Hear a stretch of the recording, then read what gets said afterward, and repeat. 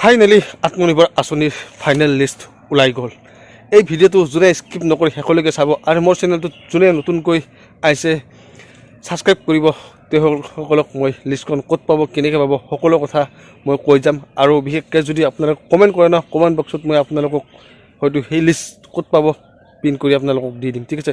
ভিডিঅ'টো কিন্তু স্কিপ নকৰি শেষলৈকে চাব। আৰু যদি মোৰ চেনেলটো নতুন কৈছে, চেনেলটো কিন্তু ছাবস্ক্ৰাইব কৰিব পাহৰি নাযাব। আৰু হোৱাটছআপ গ্ৰুপটো আপোনালোকে যদি জইন হ'ব পাৰিব, মই কমেণ্ট বক্সত পিন কৰি দি দিম, ঠিক আছে। ভিডিঅ'টো আপোনালোকে চাই থাকক। আত্মনিৰ্ভৰ আঁচনিক লৈ কিনে বহুতে ডাঙৰ এটা প্ৰশ্ন, আৰু এই প্ৰশ্নটো সকলোৰে মনত খেলি মেলি লগাই আছে, মোৰ মনতো খেলি মেলি লগাই আছে।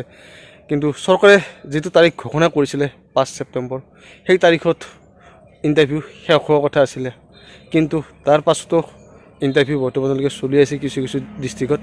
কিন্তু কিহৰ কাৰণে চলিছে সেইটো কোনো অফিচিয়েলি আপডেট নাই। যদি 5 তাৰিখৰ পিছত যদি আপোনালোকে ইণ্টাৰভিউ দিছে, তেতিয়াহ'লে আপোনালোকে কমেণ্ট কৰি কিনে জনাব। যদি আপোনালোকে তাত নিশ্চয় সুধি কৰি আহিছিলে অফিচত কিহৰ কাৰণে ইণ্টাৰভিউবিলাক চলি আছে।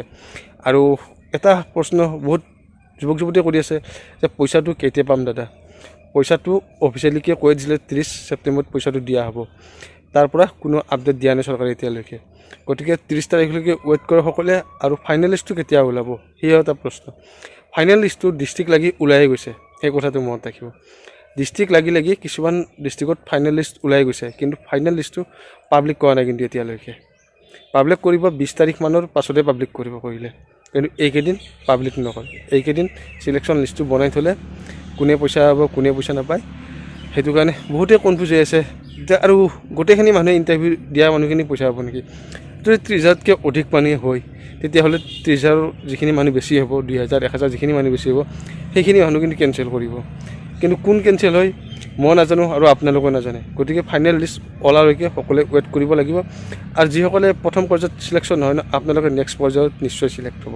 আৰু প্ৰথম পৰ্যায়ত যিখিনি মানুহে ইণ্টাৰভিউ দিলে সেইখিনি আৰু নেক্সট পৰ্যায়ত দিব নালাগে, সেইটো কথা সদায় মই আপোনালোকক কৈ আছোঁ। তাৰে কাৰণে বহুত মানুহে মোক গালি পাৰিছে, গালি পাৰক, আপোনালোকক মই ক'বলগীয়া একো নাই।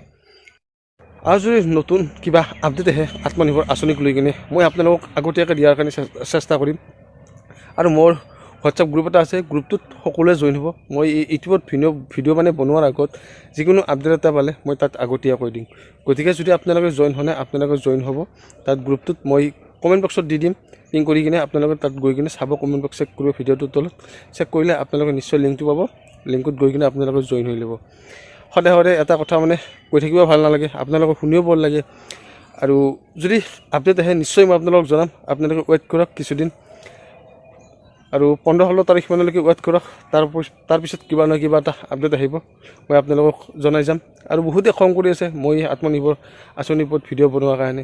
খং কৰিলে মই ক'বলগীয়া নাই, ভিডিঅ' বনাই আছোঁ, বজাই শিকিম। ভিউজ আহিলেও বনাম, ভিউজ নাহিলেও বনাম, আপোনালোকে চালেও বনাম আৰু আপোনালোকে নাচালেও বনাম, ঠিক আছে। গোটেই ভিডিঅ'টো আজিলৈ ইমানতে সামৰিছোঁ। যদি ভিডিঅ'টো চাই কৰি ভাল পাইছে, লাইক এটা কৰিব, কমেণ্ট এটা কৰিব। আৰু মোৰ চেনেলটো নতুনকৈ আছে, প্লিজ চেনেলটো ছাবস্ক্ৰাইব কৰি ৰাখিব। Thank U.